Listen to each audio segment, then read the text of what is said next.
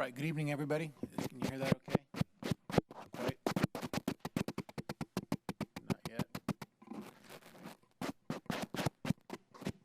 There we go, I think we're good.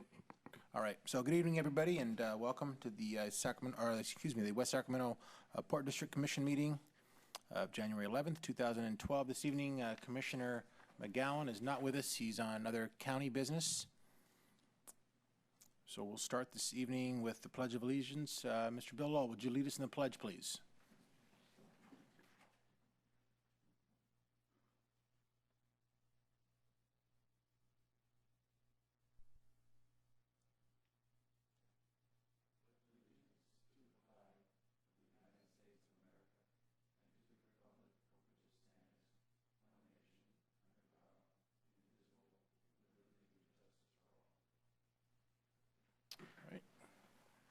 Thank you, Mr. Lowell. The commission did meet in closed session, Mr. City Attorney, or Mr. Commission Attorney.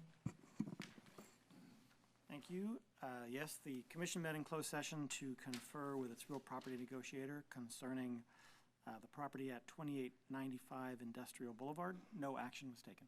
Great, thank you very much. All right, first item is presentations by the public on matters not on the agenda but within the jurisdiction of the commission. I don't have any slips to speak on our item 1 this evening. So moving on to the consent item, we have 2 items on consent this evening. Are there any questions or concerns or issues with the consent items? Move approval. So we have a motion and a second. All those in favor, please say aye. Motion carries unanimously. Thank you very much. And of course, 1 absent with McGowan on other business. Regular agenda item 4 is presentation from the Clean Air Partnership. Mr. Toft, I think you're leading us off with that one. Oh, Ms. Cameron is.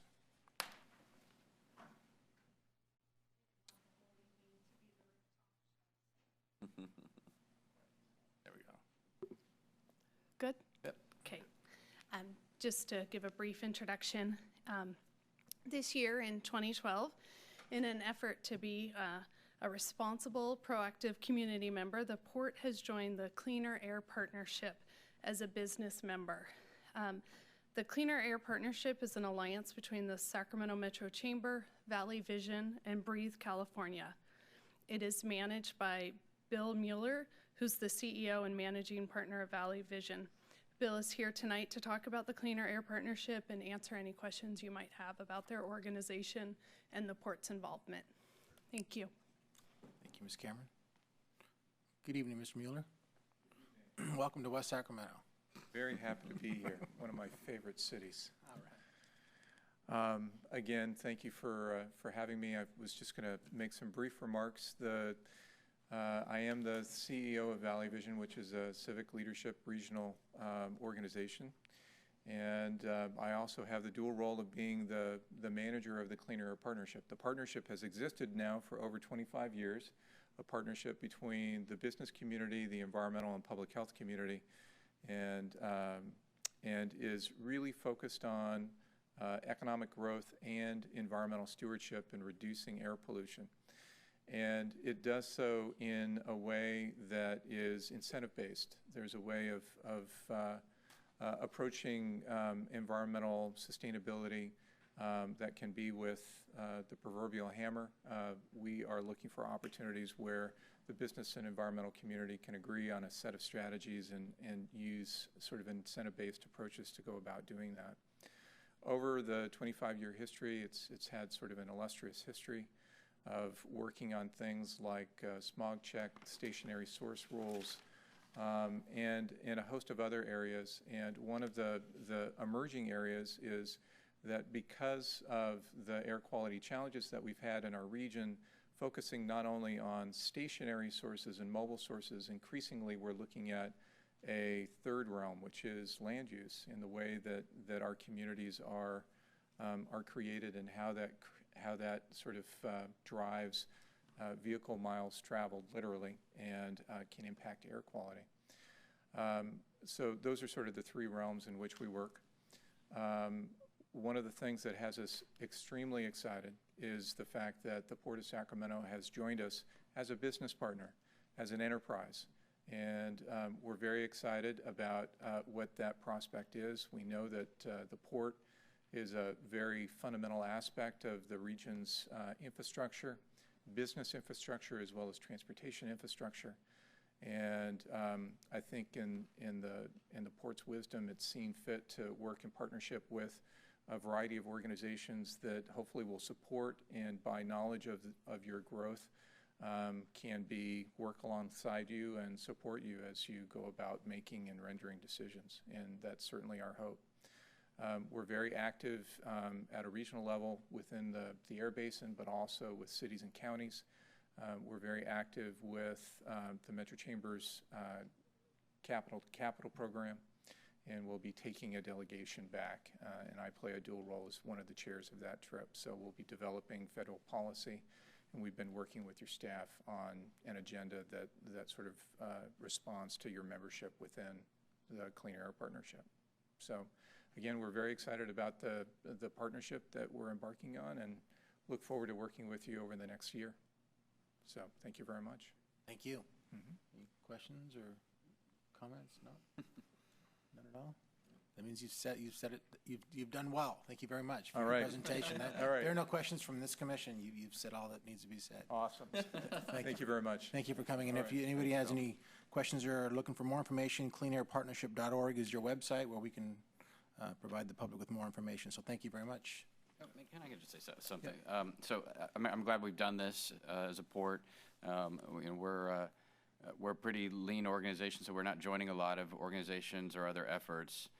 But the Clean Air Partnership really is the right fit, and I think given our role as a business entity in the region, but also what we're doing on large scale with respect to removing a lot of mobile source emissions and dealing with the emissions of ships and tugboats and others that and with the land uses that we're doing at the port itself, it's a good partnership for us to be a part of. The partnership has meets here sometimes. They have so they're well familiar with our community and with the city and with the port as well. So I'm glad that we're doing this and look forward to a stronger connection with the partnership through the port.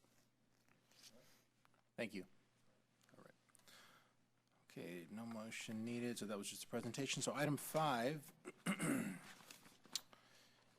let's see, consideration and participation in Reclamation District 1667 at Prospect Island. Again, Mr. Toft.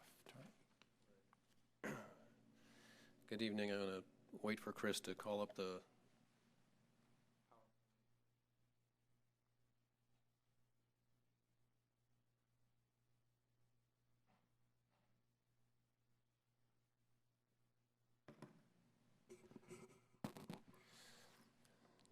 Okay, Prospect Island is a land area of approximately 1,600 acres located in Solano County, north of the city of Rio Vista at mile 20 of the Sacramento Deepwater Ship Channel. As you can see on this map, the port owns the southern portion of the island, approximately 300 acres. The balance of the island, the entire northern area, is owned by Department of Water Resources. The island is formed by the navigation levee to the west and the minor slough levee to the east. So DWR is planning and has funding in place for a shallow water tidal wetlands habitat restoration project to be used as a mitigation site related to the state water project. Ideally, the project will include the port's acreage, and DWR has invited the port to participate in the project via a reclamation district that would generate revenue to fund improvements to the minor slough levee that is required for the project. DWR estimates the annual cost to the port at approximately $5,000. This would be a very cost-effective way for the port to improve its property as valuable and flexible mitigation acreage that could be used for perhaps the channel deepening project or another delta area related project that requires that type of mitigation.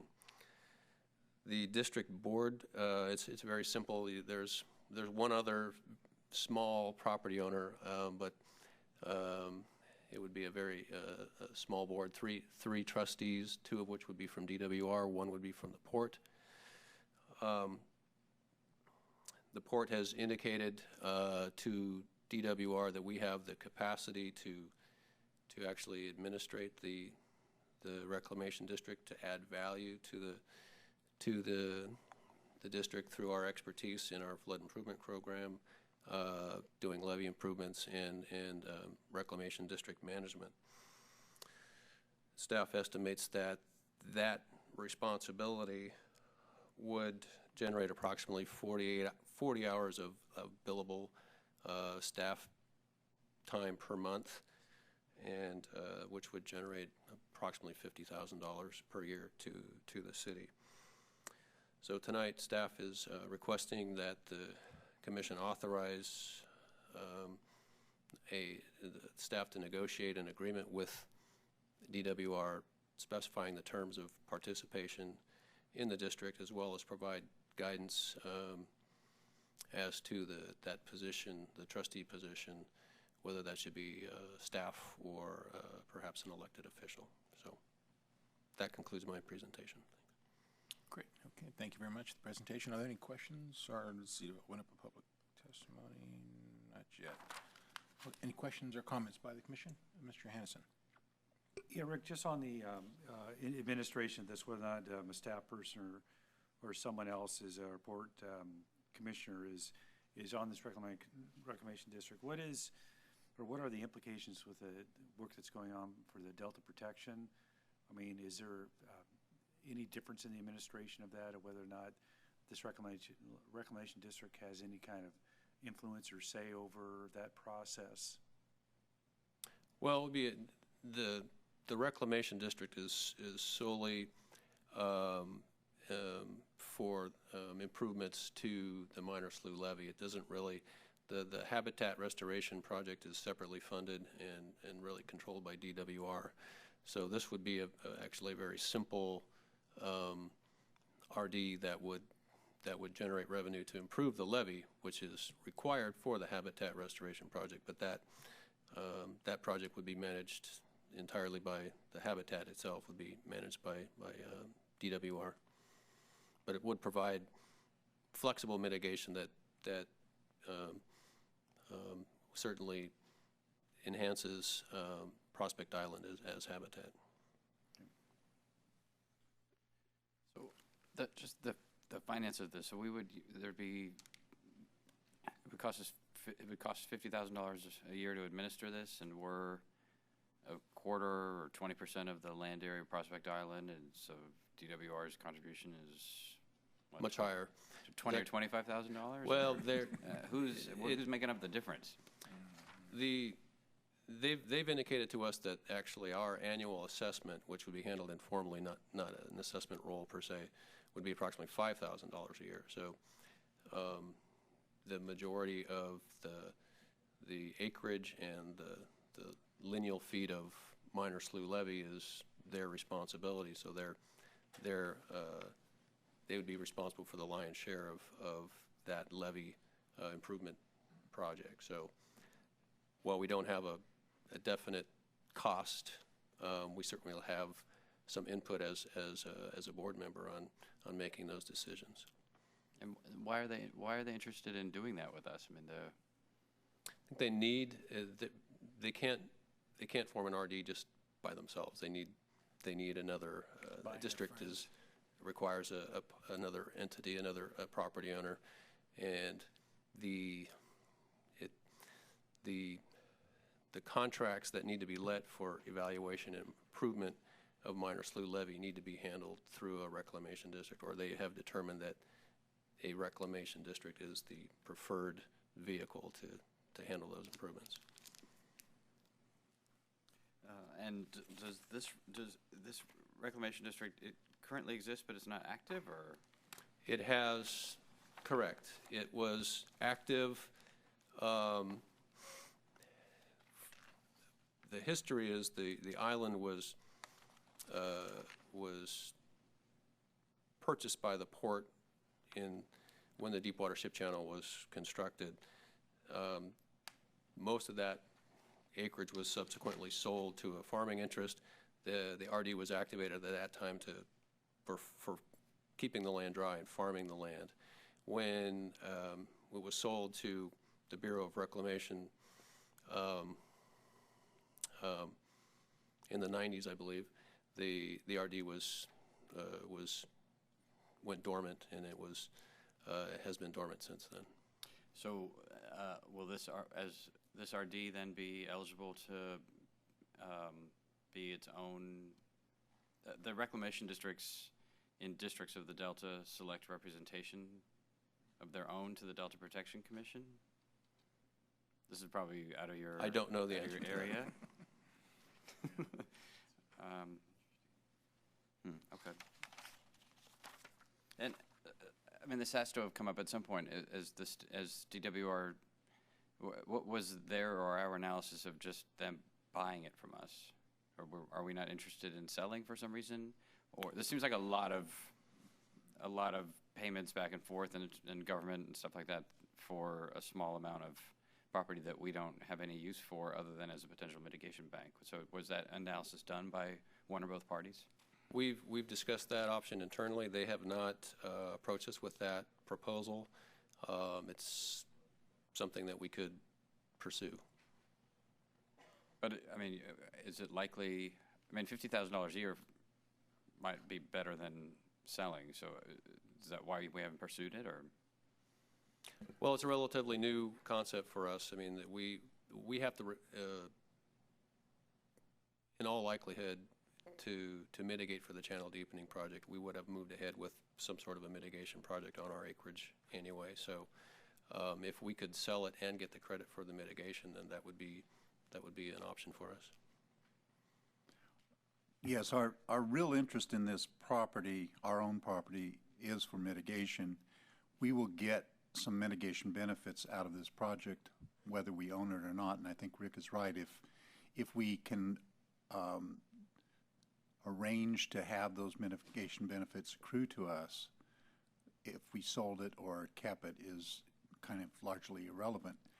At this point, they haven't approached us to buy it. It seemed to us that our participation is nominal in terms of cost. The benefits are substantial because they have the funding in Department of Water Resources to do the mitigation.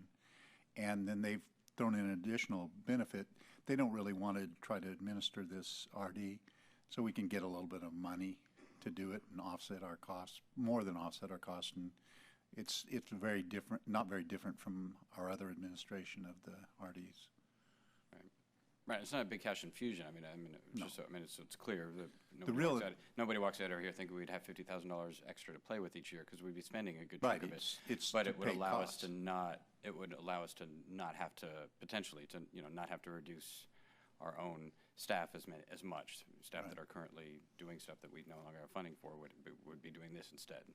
Right. So it's more of a human benefit than it is a fiscal benefit to the organization. All right. I'm on the other issue, the who should it be if we were to proceed. I think it ought to be one of the commissioners that serves, in part because I think there's real value. Maybe not 10 years from now, but at least for now, having a constant connection and hook with DWR at the elected level, because we have a broad range of common interests and potential challenges with DWR on a whole range of Delta and flood issues that just can't. I think it's valuable for us to maintain a reasonably high level of coordination. So, not that I'm volunteering, but. All right, are there any other questions or comments? I don't have any slips to speak on this item, so you're looking for some guidance here to need a motion then, Rick? Is that you're looking forward to? Correct. I'll move the recommended action. All right, we have a motion and a second. All those in favor, please say aye. Aye. With none opposed, motion carries. Thank you very much, Rick. All right, the next item is item 6 on our agenda this evening, and that is a consideration of multiple agreements with Sierra Northern Railway related to the sale and development of the Sackport Petroleum Terminal property. Hey, how about that, Rick? Good evening. Okay, hello again. like to call up another short PowerPoint.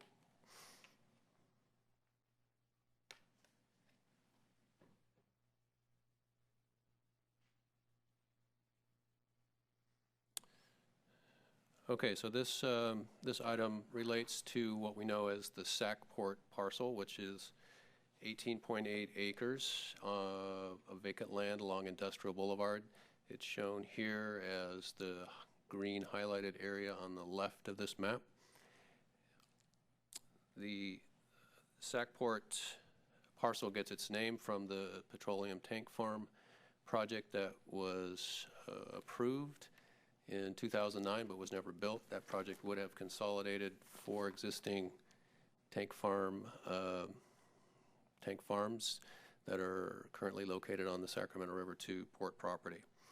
The port sold this parcel to the West Sacramento Redevelopment Agency in 2011, and that deal was structured to include 2 installment payments. The first installment payment was made at the close of escrow. The second installment payment is due in March, and given the status that we all know about of redevelopment agencies in California, it's unlikely that second payment will be made, in which case the agency will be in default of the promissory note and the deed of trust that are on the property. And in such event, the port anticipates exercising its remedies to reacquire title to the property. And the deal, the land sale transaction with Sierra Northern Railway that's before you tonight is contingent upon the port reacquiring title to the property. So Sierra Northern Railroad would develop the property with rail facilities, including a loop track, which would connect existing rail along Industrial Boulevard to existing port rail along the port's waterfront area. It would also include locomotive and rail car maintenance facilities that would be located in the 2-acre area that's shown in the blue highlighted area on this site plan. These facilities would greatly improve the port's ability to attract and handle bulk maritime cargoes and boost ILWU jobs at the port. This is a blow up of the energy portion of the facility. Sierra Northern Railroad has an affiliate company, Sierra Energy, and they would develop most of the property actually with a clean energy project, which converts waste feedstock into clean fuels, including diesel, natural gas, and hydrogen. The energy project would initially be an upsized demonstration phase of Sierra's current prototype facility at McClellan Business Park in Sacramento, and the property is large enough to accommodate a potential future expansion of that facility to commercial production. So the proposed transaction with Sierra includes a 40-year option that would enable the port to reacquire the energy portion of the property, 16.8 acres, should a tank farm become feasible in that time frame.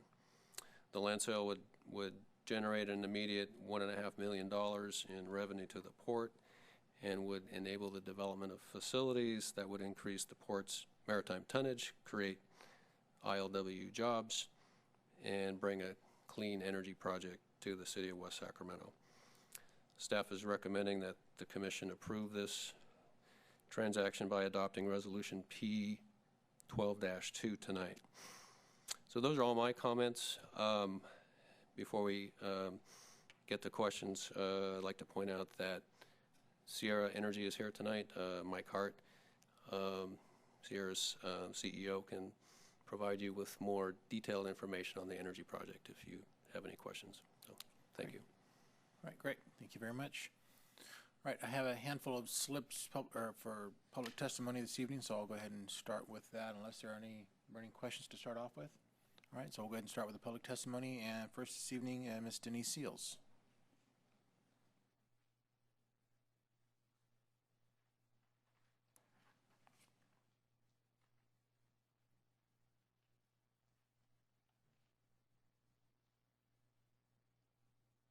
You can also bend it. I know it bends, but short a box here. It's going to have to come down a little bit. Good evening. Thank you very much, Vice Chair Villegas and Commissioners, for the opportunity to speak. As you know, while the Chamber does not endorse specific projects, would certainly endorse your adoption of this resolution as it relates to opportunities for us to both continue and expand economic opportunities in our community. They don't come along that often, and this looks like a really great project that meets both the city's economic development strategy, creates homegrown technology and therefore homegrown jobs, and provides a great interim strategy for use of this property until we are ready to move tanks and build a tank farm. We would encourage you to consider this opportunity to strengthen what has been identified as a key asset to the city as we move forward in a post-redevelopment environment, and also strengthens the port and therefore the city's position and role as a regional asset for transportation. Thank you. Thank you. All right, next up is Danny Victor.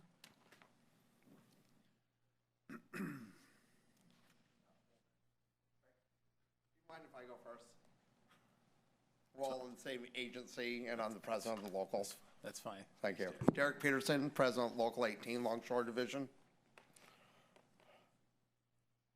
I just want to start off by saying anytime we sell port land, it's land we'll never get back.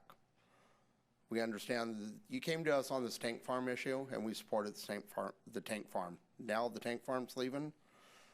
Now it's for sale. I read this thing, it's sell. It will be lost out of our control. I don't see us buying any more land. We're running out of waterfront land. This is in the section of the port that can be used directly towards anything the port can do right now. If we expand land, we're going to lose. When it comes to developing this land, it's jurisdiction I lose and my brothers and sisters lose. So it's a piece of land in our footprint that you guys have signed, our work preservation contract with you, the commissioners, and the city of West Sacramento. When we develop a land, we expect longshoremen to be working on the land. So now we used all our resources, everything you've ever asked of us when it came to the West Coast recyclers. We used our lobbyists in the state of California. We used our lobbyists in Washington, D.C. To this day, I have not had any negotiations with this company that's going to be on this land. The ILW does not have a contract. And we all know what favors this board has asked me and my brothers and sisters to do. And we are acting on this. We have nothing in writing. Now we're going to another company, which we understand could help the port, could help the city of West Sac. But I do a lot of help, and I don't get nothing in return other than a good hearty handshake at the end of the day. And you know what? I don't feed my family on a handshake. My word is my handshake, and whenever I cut a deal with you or we in a negotiation, when me or any of my officers shake your hand, that's our signature. It means something to us. And right now, we're going to lose another 18 acres without another contract with multiple use of people. We supported you on the tank farm. We supported you on hog fuel. Can't see that here anywhere today. Pellets. We supported you on that. That's not here today. So you understand where I'm coming from on this thing. We want to support the city. I'm lifelong, I'm born and raised in this town. I love this town. Lifelong longshoreman, multi-generation, I love it too. So man, this thing goes hand in hand with me. But I have a very big problem with my jurisdictions being burned. And you're asking me to help you without anybody ever coming to the negotiating table with me. So it's really hard for me to sit here and say, yeah, let's do this. Let me negotiate and get a contract with the last time we gave land away, or leased land, and then let's move forward again. And then I have no problems with this stuff. But you guys are stacking people on top of me, organizations and companies that aren't negotiating with me. So right now, as I stand, I can't support this unless I'm going to go to the table and start negotiating. Thank you for your guys' time. I appreciate everything you do for the city and for the Sport District. Great, thank you, Mr. Peterson. All right, next up, is there a preferred order to, Mr. Campbell, you want to come up next? Is that a, all right, very good. All right, Mr. Victor.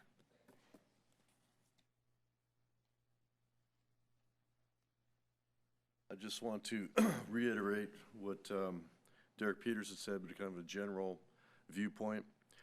The Port of Sacramento must be predominantly focused on maritime cargo transfer.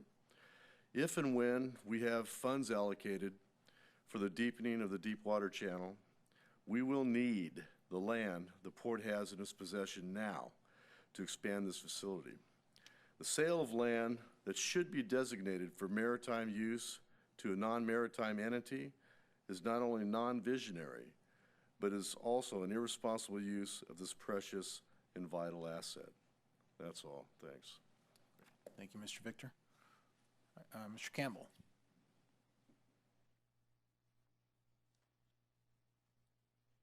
Good evening, Commissioners. I've never done this before. I'm Tim Campbell. I'm the Vice President of Longshore Division here in Port of Sacramento, Local 18. We see all this property going out and moving. See people coming in and out, potential customers, clients, all the time. Not one time do we ever get pulled in to talk with these people about our labor. I've heard multiple times about ILWU labor. I want to remind you guys, there's no more ILW Local 17. There's no warehouse division. It's gone. So when you say ILWU, we assume you're talking about longshoremen and longshore labor. We live and die out there at that port. Every egg we have is in that basket. So we hear about these customers coming in. We got these project managers. We've seen I don't know how many potential projects out there tank. People are tied to them. I see them over and over again on other projects. How is it that we sit down and talk with these people day in and day out about bringing this new potential cargo in, whatever it may be, but no one ever talks about sitting down and talking about labor? This port was built on labor, okay? People seem to forget about that. They're putting the cart before the horse. Get a customer, get a contract. No, you get a customer, they sit down and negotiate a contract with the labor. You don't come in and build leases and properties and start developing before you've negotiated a contract with the labor. That's backwards. We've been asking for what the items are for this West Coast Recycle Group, what the manning is for it, and what the manning pertains to, what the jobs are. We still have not even gotten that. You know, when I got a call to do an interview for the Sacramento Business Journal because they needed some labor movement on it, I did it. I did it well. No one forces these people, not force, wrong word. No one asks these people to sit down and talk with us.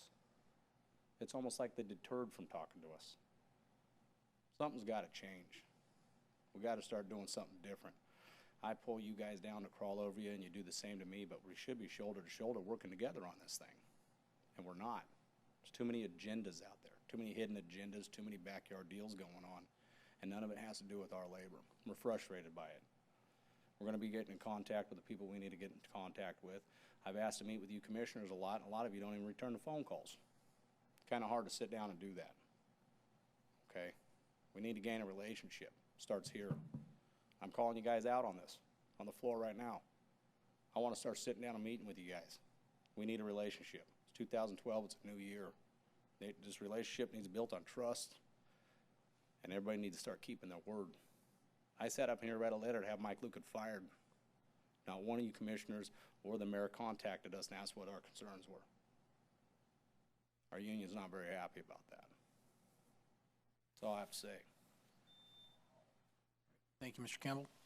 So those are all the slips that I have to speak on this item, so I'll return the item back to the commission for discussion. Mr. Johannesson. Yeah, just. I'm sorry, before I move to that, if I can get staff to respond to some of the questions that were posed this evening, I would prefer to do that before we move on to the commission dialogue.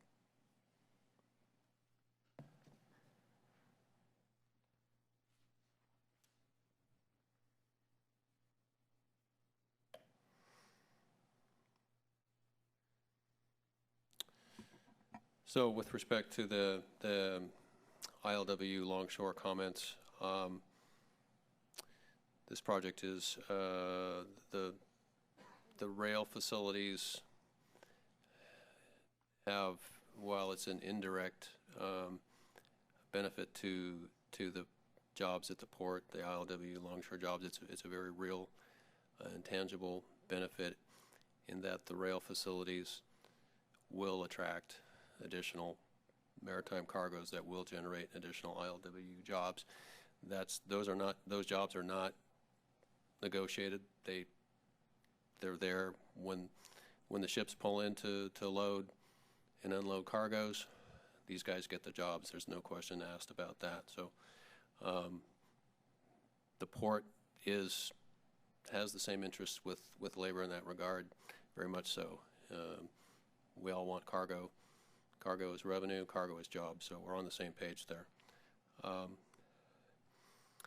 The West Coast Recycling Project is moving forward, and there will be negotiations with the union. As I think you know, that project is tied up in a CEQA lawsuit right now. But once that's resolved, they'll be moving forward with those negotiations. Those are really my comments in response. Okay, great, thank you. Well, I know that this commission, thank you, Mr. Todd. I know this commission certainly is sensitive to the idea that we want to make sure we keep the jobs local here, and I know that in the past it's somewhat of a tricky deal. You don't want to put the cart too far ahead of the horse, but the flip side is that you don't want the reverse occurring either, where you're spending a whole lot of time up front negotiating something that may not happen. So I think it's a delicate balance. I know the council and the commission here certainly is sensitive to the comments that were made this evening. All right, well, so we'll turn it back to the commission for discussion. Mr. Johansson. Yeah, thank you.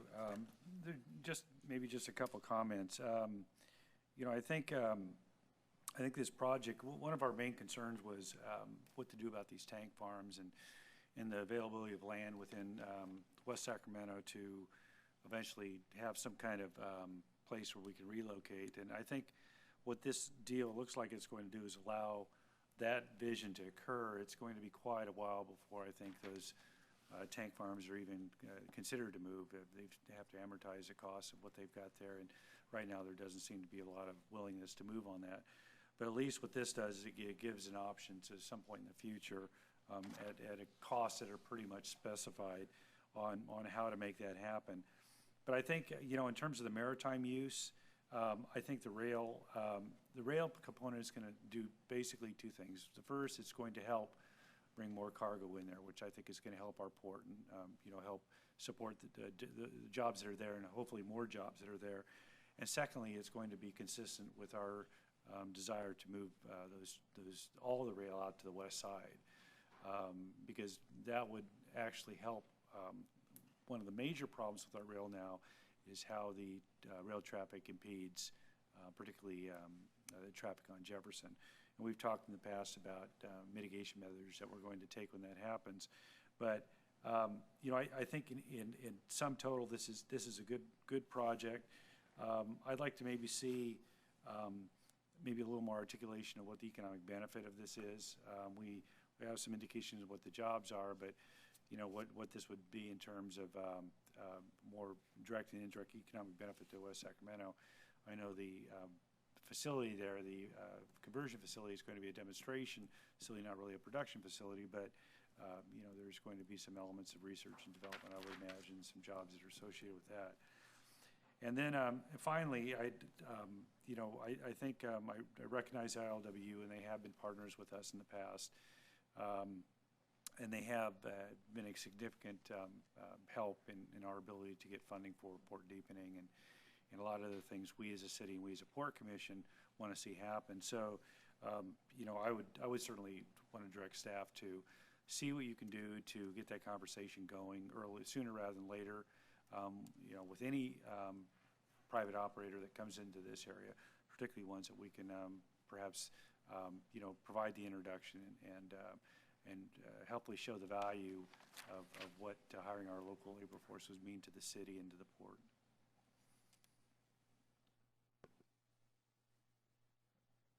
Commissioner Kmalton. Well, I'm a big supporter of the Sierra Energy project, and we definitely need to be improving the rail facilities at the port in order to expand our capacity to handle cargo. I'm struggling with this, quite honestly, though, and I don't know when it comes to the motion how I'm going to vote on it for a couple of reasons. I think there are some serious issues to balance, and some of which have been raised already this evening. So on the maritime issue, and just to lead off, when we reached the agreement as part of the tank farms, which was a multi-party agreement, involves our partners and former colonial masters across the river. That we had to agree to do that. It wasn't as though that was our choice alone. We were required to reserve land at the port for the relocation of the tank farms. But it's something that's important to us. But on the maritime side, it wasn't that we had identified that piece of property had no maritime related value, and therefore we should use it for the tank farms. It was that piece of property is on the pipeline, and it's one of the last ones, if not the last one, that's available that could be a relocation destination for the tank farm. And so we should not be in the mode of thinking that we'd already decided a long time ago that we didn't need the maritime land. That's not the decision that was made. We needed a place for the tank farms. And so this has a high bar to meet as a project. So that is an issue, and I think the questions that were raised by our partners in labor are the right ones. I might quarrel with whether the narrative about exactly how we got to which point or whatever. We need the cart and the horse, quite frankly. The reason why we've been building these projects and why we've been taking some of the land off of the maritime roll is that we need to keep the port alive. And frankly, we have to make our debt service payments.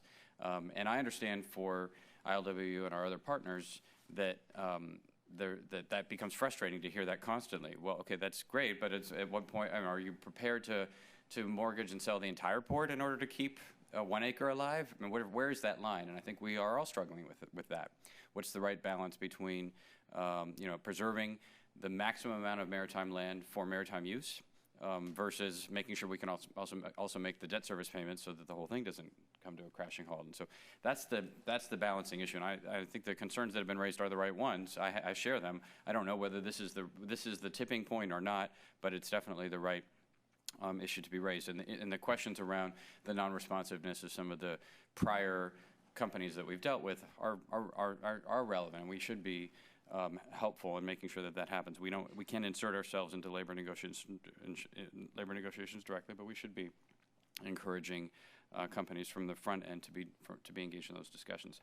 But the other two issues for me are the tank farm relocation. I do not want to be in a situation where we don't have a viable option for tank farm relocation. The agreement covers that, but the agreement, like any other agreement, is a negotiated settlement between two parties who have some aligned interests and some conflicting interests, and we've tried to reach a balance.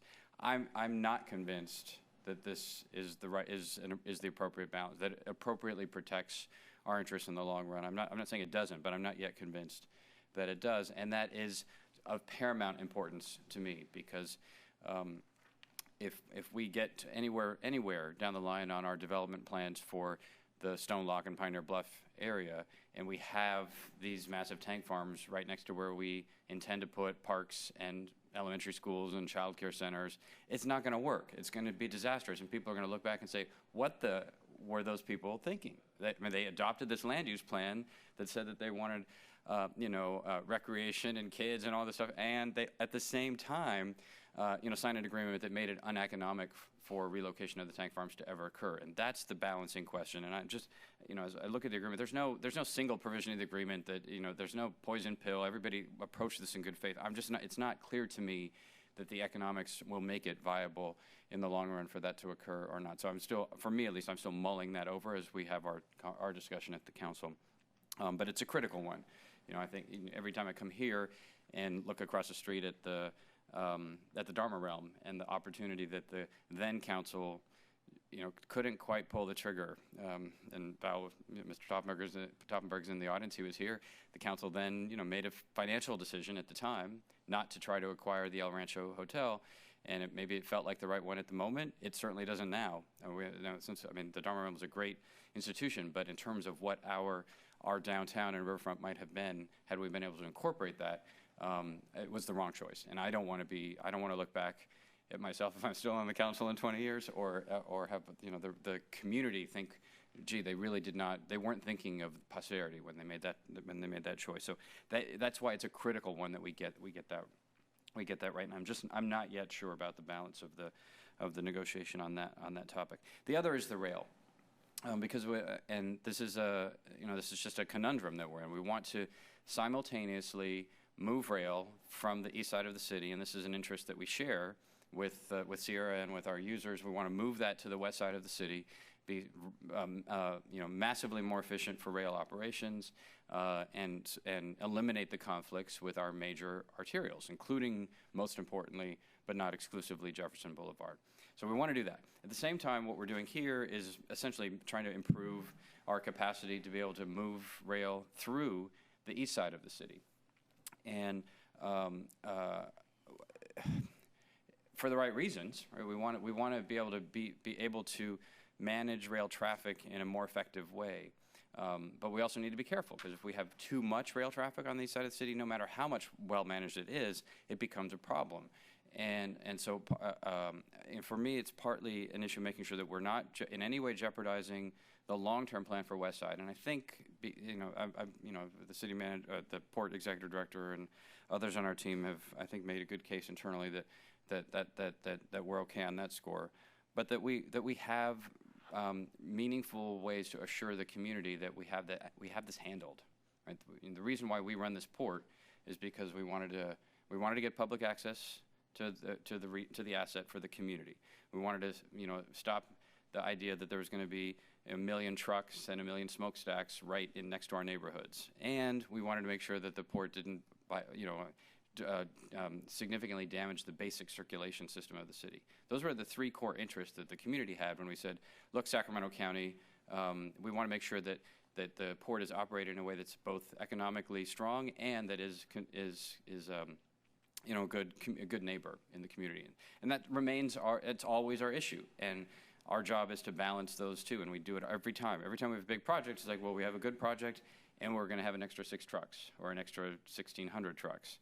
And we make those choices, and I think in every case we have supported new projects. So it's not as though we've said no to anything, and I'm certainly not saying that on the rail side. But given this is partly, I think, my just the history of dealing with UP, not with Sierra. I mean, I have so much anxiety about railroad power, right? That I need to know, and I need to be, I need to have some assurances that we have the ability, if we make it possible for, mile-long unit trains to come into the city, I need to know that we have the power to have enforceable policies that protect our circulation system. I mean, that's basically that's the basic, question for me. And for me, just mentally, I'm confused about what exactly our authorities are, given the port is the landowner, the port controls some, but most of, not all of the cargo. Sierra is not UP, and Sierra's management is not far away in a castle somewhere that's impenetrable. I mean, there are other factors, but for me, that's the bottom line question: is that we have to look our community in the eye and say, no, we're not going to have 18-mile-long trains per day coming through the city, and we have an enforceable way to make sure that that doesn't happen. Not just that we know Sierra, we've had a long-standing relationship with Sierra. They're a great local community partner, and therefore we trust. We can say that today, but I can't say for 40 years that's enough to rely upon. So for me, that's the other critical issue. The one is the tank farm relocation truly economically viable, and the second is on this question of our ability to manage directly and enforceably manage the rail operations and their impact on the local circulation network. Mr. Ledesma. Thank you, Mr. Vice Chair. I agree with the comments from both my colleagues, Mr. Johannes and Mr. Cabalden, on a lot of the issues that frame this, and not having been here when the city took management of the operation, but knowing sort of the land use decisions that, as being part of the Planning Commission, that have been discussed and proposed in relationship to the port. I certainly understand a little bit about the benefit or the reasons why the city wanted to undertake the management of the port, and that is so that the community can have decisions over such things you brought about, the rail system, the land use, how it's compatible with the neighborhoods, and ensuring that what was always seen as a regional asset actually is maximized. That's the frame of mind that I'm coming to this project with. I'm generally supportive of the project. I do have some concerns as well, though, regarding some of the issues that were just brought forward. I do want to ask a few questions, so maybe Rick or Mr. Ross can answer. In regards to, let me first state on the rail piece, because I think this is a long-term strategy that's in my mind about making sure we have two things. One is the ability, any expansion of the port has to have two goals. One is ensure that it can promote the port so we can bring in and move out more tonnage, more cargo. That's the ever-loving point of the port. So I think what I'm hearing is that this will greatly expand the capacity. So I want to make sure that it's there. So that's one. But two is the westward expansion, which is the long-term goal here, is so that it does not impact Jefferson and as the main thoroughway where the train traffic comes from. Is that this leads into that, correct? This does not counter to where we want to go. Well, I think this project is a positive for both of those points. It certainly provides the infrastructure that enables us to land unit trains in a fashion that minimizes the Jefferson crossing as we're currently configured coming in from the east side. It also facilitates handling cars within the port. Right now, we would be doing a lot of switching in the canal yard, which is adjacent to Sandcombs Park and the residential neighborhood adjacent to the port. We wouldn't have to do that with the loop track. We would be basically moving trains in a continuous movement and not having to break them apart and doing all that switching that we would have to do without the loop. On your second point, the Y track that's mapped out as part of this project is done solely for the West Side relocation project. So right now, all rail coming into the port is oriented from east to west, and that's how we have to move the cars in and out of the port. You move them in from the east, and you shuffle them around and you pull them out to the east. So by constructing that Y track to the west, you create the opportunity to totally reconfigure rail movement into the port from west to east. So that, thank you, and I'm, because I think if we move forward with this, I mean, we just need to assure the community that we have the long-term strategy in mind. But on the short term, Mr. Cabaldon brought up the service and being able to control and enforce the service of trains coming through the community. And I know this is an agreement for the land sale and kind of the use and the option agreements, but we do have quite a bit of control, or at least working with them on making sure that we're not having mile-long trains going through Jefferson Boulevard at peak commute hours. Right. At least to our best ability, correct? I'm going to let Mr. Panos address that issue. Thanks. So, thank you for your question. The mitigations that we have planned for and have started to put in place are several for assuring that there is efficient movement through Jefferson at the right time, as opposed to the wrong time. One is agreements. We can and have been talking with UP about the movement of these kinds of expansive trains, these 100-car or so unit trains, which could potentially move on a track through Jefferson. Again, and even more so with the expanded capacity at the port, it would allow at least 2 unit trains actually to be brought to the port. And again, this loop track allows continuous feed, so the movement of those cars would be much more efficient as it moves through. The second thing that we have had an open dialogue with UP about is the timing of the trains, and we're still discussing that with them. Remember that for us, and in those conversations, we remember and talk with them about the idea that the trains are going to be coming off the main line. The main line also has commuter trains and other traffic. It's it's one of their highest traffic lines in the country. And we don't want this large, they wouldn't want this large 100-car or so train to be on their main line during the times that the commuter train was going back and forth to San Francisco, because it would impede that.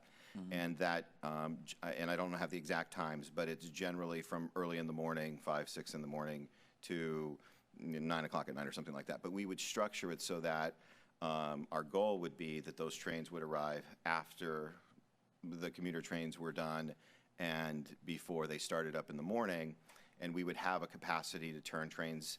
Basically, we'd be loaded trains in and be taking an empty train out, and during that period of time. Now, that does not guarantee, as the folks that are much better qualified to talk about train movement than I am would say, that doesn't guarantee that it will happen all the time that way.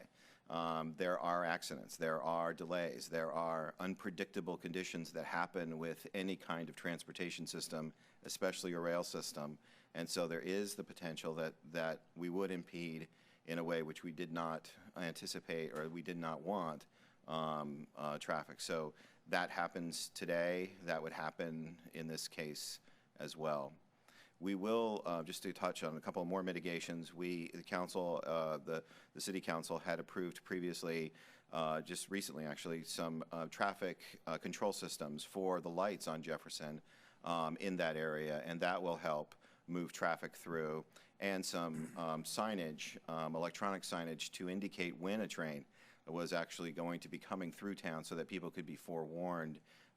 Even in the evening after 10 o'clock or 9 o'clock or early in the morning, the warnings would be there so that folks could use alternative routes, and those would be made available to them. So while these are not a comprehensive list of mitigations that we could discuss because the negotiations are still going on, these are some of them that we have begun discussing with UP, with Sierra Northern and others. Again, I don't know if that answers your question completely, but I hope that it starts. It does. I really wanted to get to what you just laid out, which is sort of how we're going to ensure the community and as the port commissioners that we're thinking about these things and we can mitigate them. And I think what you're saying is some of these things aren't completely codified yet because there's no operation sort of in place or proposed. I mean, it's proposed, but it's not fully vetted yet. So I think what I would ask, and as we go forward, is that we have to have those things in place as we move forward. I don't want to take too much more of the commission's time, but thank you. You're welcome. Mr. Panos. Can I, while he's here, Yes. follow up on this? On this question? So, I mean, you were like, our goal would be this, and we would hope to achieve this. Mechanically, what are the legal mechanisms that we have? So UP aside for a moment, because I know UP has a status beyond even the state of California. It's more independent than any Indian tribe or anything else. So UP aside for a second. With Sierra, what are the mechanisms of control that within the scope of what they can do, we have the ability to say no trains from 7 a.m. to 10 p.m. And what are the legal mechanisms? Obviously, we're working on this together. But if it comes to a point where Sierra says, well, we want to do this, and we say we don't want to, what are the ways in which we have the ability to assure that UP aside, that we have the ability to protect our community? Excellent question. I'll have the CEO answer that. We have an operating agreement with Sierra, and that operating agreement allows them to be our on-port operator.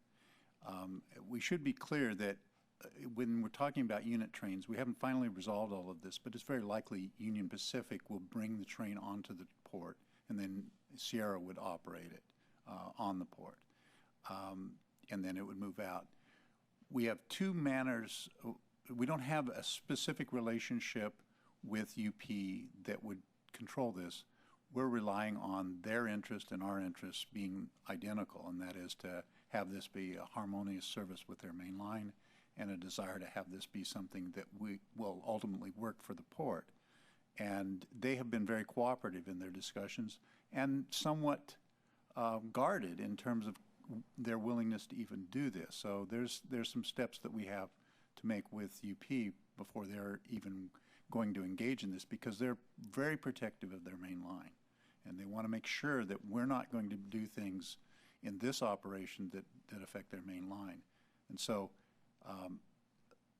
our principal control of UP would be that we have internally determined that there's a tonnage that we could engage in, and above that tonnage, we're not prepared to go at this time.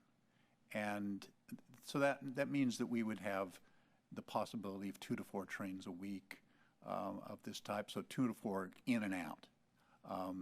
This isn't 100 a day, but it's not even every day, but it's frequent enough that it could have an effect if it weren't operated correctly. So we would be moving up to that level so that we've demonstrated we can do it at once a week before we go to 2 times a week.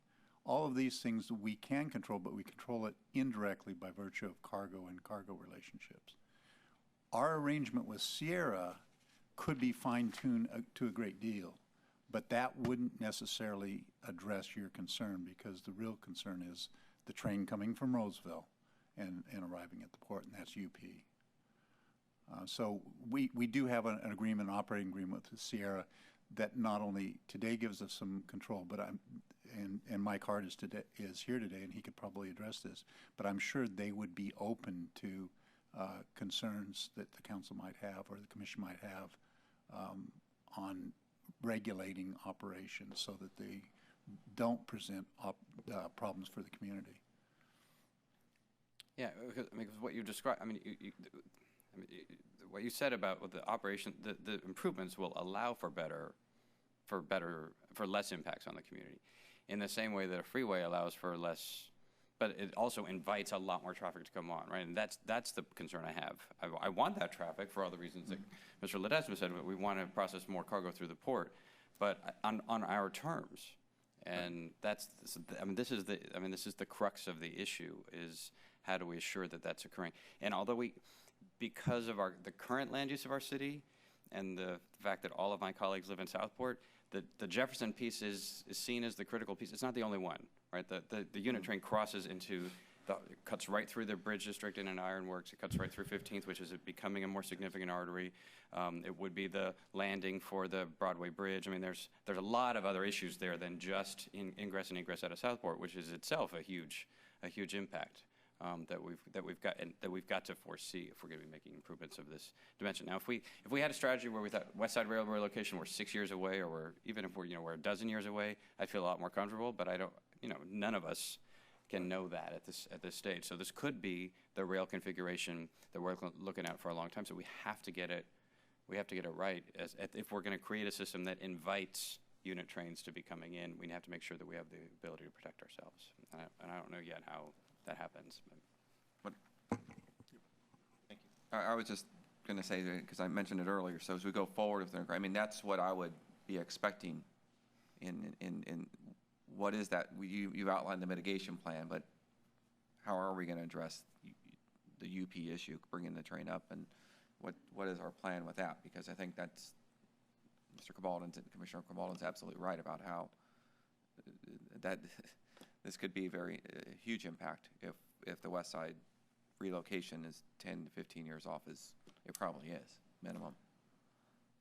Is it the pleasure of the commission to have further dialogue this evening at 7 o'clock? We have some additional business this evening before we go into our council meeting. I don't know how much more we want to dialogue on this issue. Because there are some indications that there's some of the questions we've asked this evening could possibly get answered by some folks in the audience. Or do we want to have staff bring some of the answers to the questions back? What's the pleasure of the commission at this point? Do you have a recommendation, Mr. City Manager? 'Cause it sounds like there are folks who can probably answer some of the questions that have been raised this evening. Well, I think some of the questions raised this evening aren't specifically pertinent to the item here, more to the eventual use of a track that could be accommodated by this project. And we will have other times where we can bring those things back. It would be helpful to know where the council is headed on this. If there are specific concerns about this that wouldn't let you take an action this evening, then we can go ahead and plan to come back again. The next time would be February 1st if we go on a normal schedule. So we'd be coming back in, 3 weeks. Well, for myself, I mean, I can probably make it pretty clear. The two issues that I think have been raised this evening, and that is the tank farm viability. I need to have some comfort level that it's actually still doable in our future, and I think that's something that's been raised here this evening.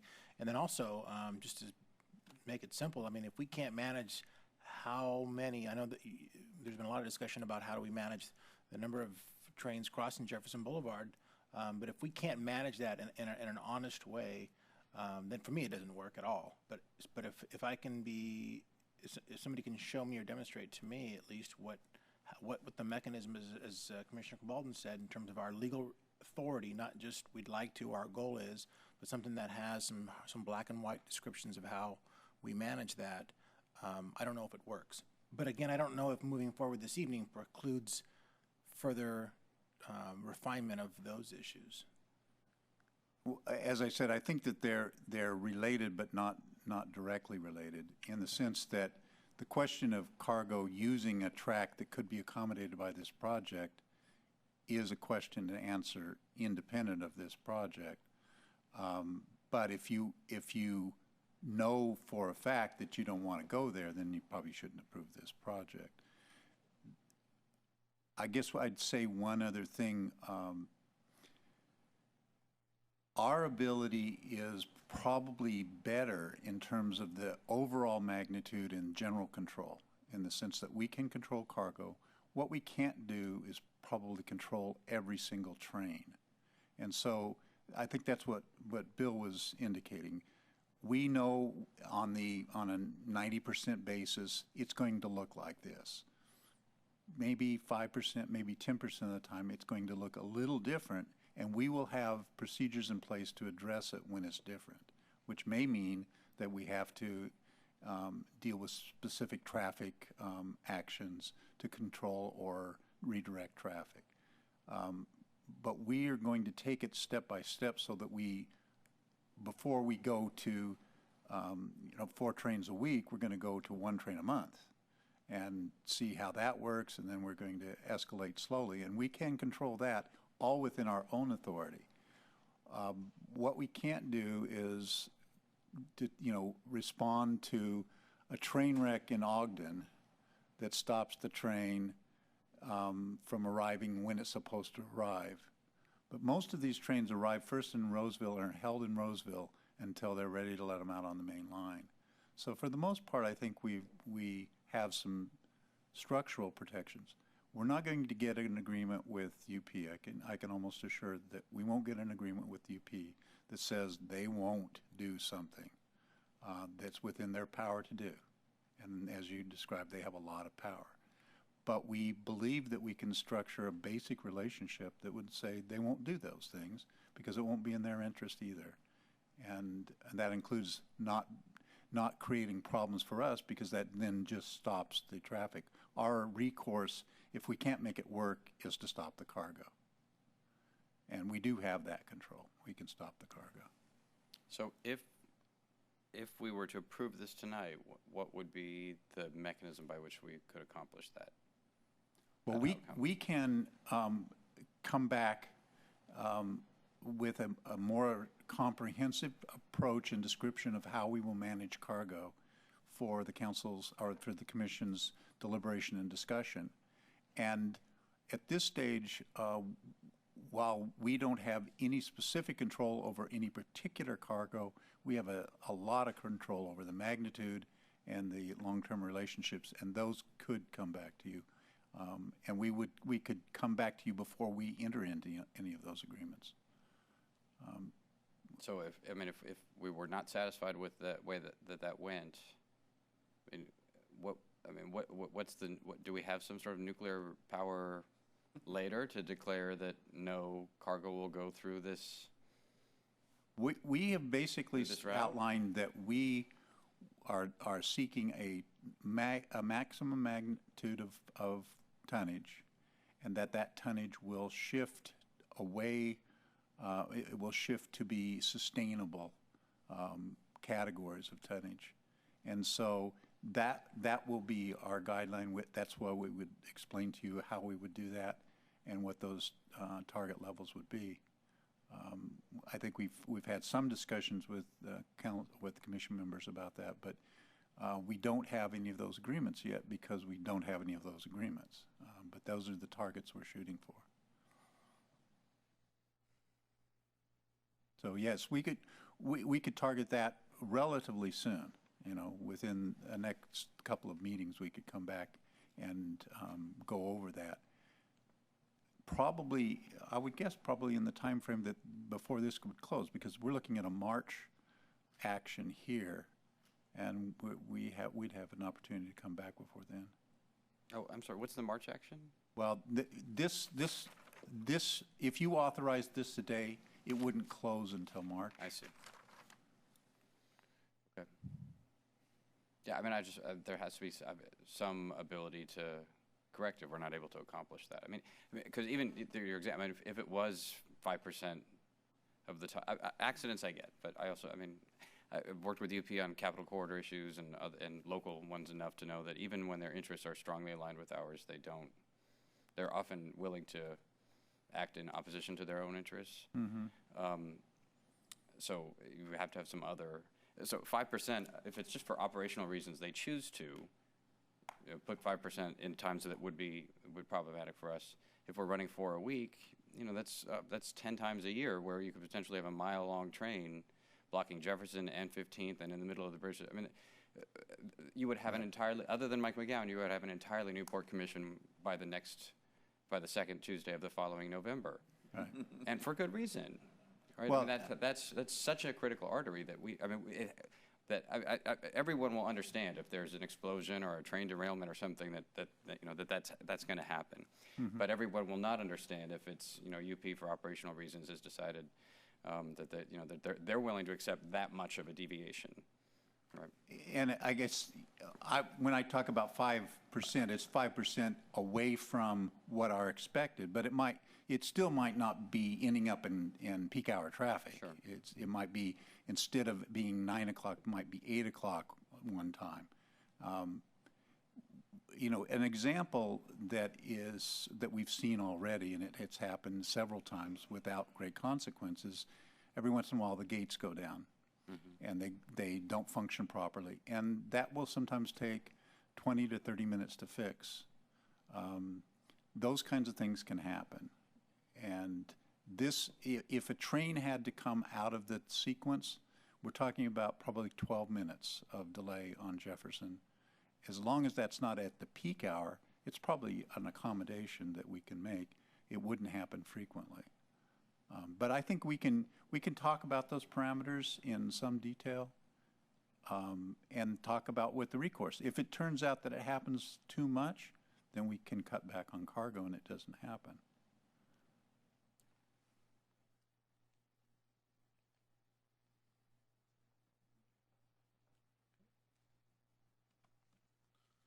Well, thank you for that.